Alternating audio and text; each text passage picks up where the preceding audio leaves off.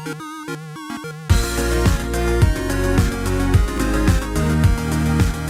everyone, welcome back to another Anime Kingdom review. As you see by the title below, this is on episode 20 of Macross Delta, and yes, the subs are finally out. It took quite a while this time, actually, almost as long as the last time when I think the people who subbed it went to like Anime Expo or something, I think. But yeah, this was pretty long of a wait. I was like, what the hell, man? Come on, I want my Macross Delta already and stuff, and I'm not gonna lie here. I was kind of disappointed by this episode. It was an okay episode, definitely more of stuff to build up to what's coming. The first half, I didn't really care for too much. It was mostly, obviously, what I predicted with Freya. Kind of like it was good for like if it was condensed less, condensed more into smaller portion of the episode instead of having like more than half the episode of it being Freya kind of not wanting to sing because she's scared, obviously, that it will affect Hayate and turn him to a VARS, the VARS virus, and then Hayate starting to say like, oh, he's gonna stop, flying if she's. They get into the whole argument of, I'm gonna stop singing so you can fly. I'm gonna stop flying so you can sing. And it just goes back and forth throughout the whole episode. Well, not throughout the whole episode, throughout that whole conversation. Most of the episode is just Freya trying to sing, to which she ends up not being able to.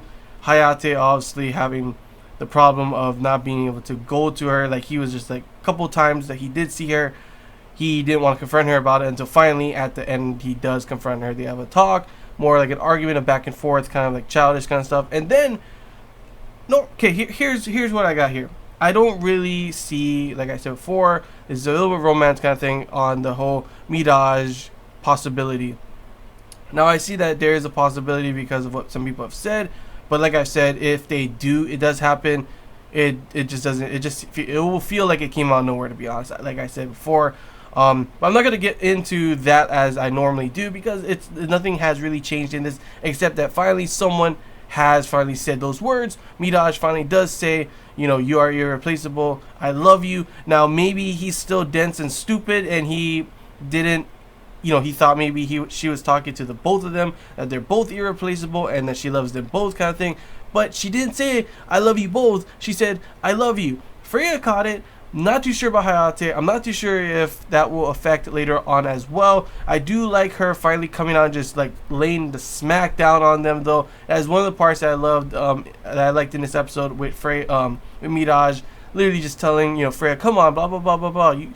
What about all that stuff? You wanted to sing and all that stuff from Winterman. Now all of a sudden you're gonna let that go. Hayate, you could not even find a job before this. What are you gonna do? Run away again? I love that moment. Like, they literally did not know what to say that whole time. And then of course, yeah, like I said before, she does end up confessing. Now the other half of this episode, the other portion besides them, actually there's 3 parts, 3 big things that are happening in this episode. The first part, like I said, was the whole Freya not wanting to sing. Hayate wants her to sing and everything, so it comes to the point where they start arguing about he's gonna stop flying so she can sing, she's gonna stop singing so he can fly, and then Mirage comes to them, lays a smackdown, and then of course, like I said before, ends up confessing. Now the other parts of this was one part Winterman, where we're on the planet and we see, obviously it looks like Keith is starting to see something that I'm not too sure. We still don't really know what Roy is planning. Even the Epsilon Foundation guy didn't even know what he was doing. He didn't even know that this was planned. They had a whole thing planned where he was going to make, these mind control weapons and then sell them to him for the war. And now everything is changing. So not even the Epsilon Foundation guys know what Roy is planning. So it shows more that Roy is the one that's in charge, more of the one that is the bad guy. And I don't know what he's scheming at the moment, but obviously it also involves lying to Keith, which Keith is finally finding out. The doctor that, was trying to tell him something that was, treating Hines is now disappeared all of a sudden.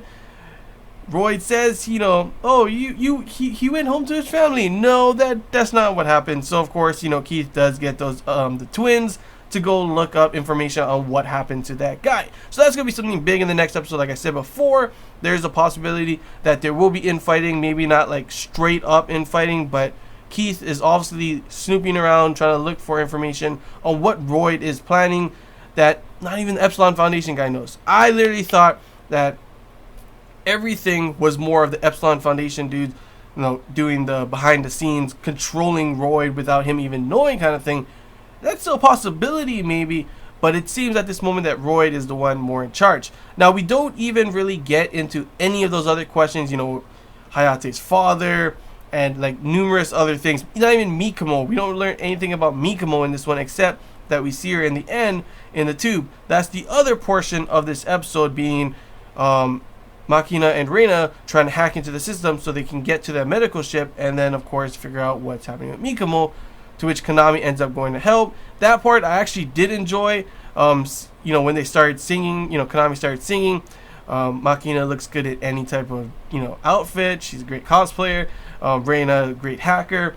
And then of course Konami rushing in, singing. That moment though, when she started singing, and then all of a sudden we heard Mikomo start singing in the tube. I honestly, that part was actually really good. I really did enjoy, not gonna lie, and that gave me like, oh man, I cannot wait to see the next episode to see what's gonna happen for that. Because like seriously, this episode, in my opinion, one of the worst episodes of the whole season. It was a okay episode to build up what's to come. For example, obviously, finally we get over that whole thing with the Freya Hayate, and maybe hopefully in the next episode they'll finally be able to, she'll be able to sing, which will make it better for the both of them. And there's also the possibility of stuff coming up from that whole love confession. Does Hayate, did he, realize that, or is he stupid and dense, or did he realize that? Is Freya gonna say something, maybe finally confess her feelings to Hayate, and the love triangle will finally, actually, something will happen with it?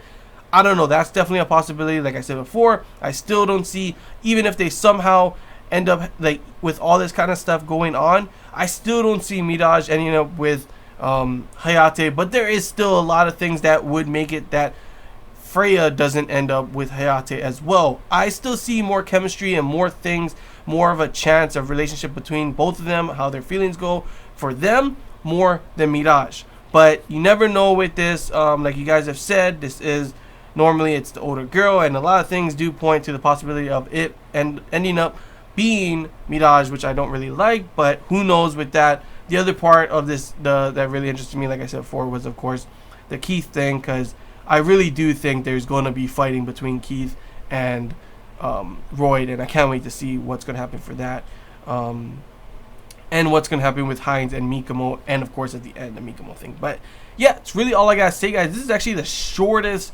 review I've had in quite a while, because literally, like I said before, this episode didn't really have much to talk about, to be honest.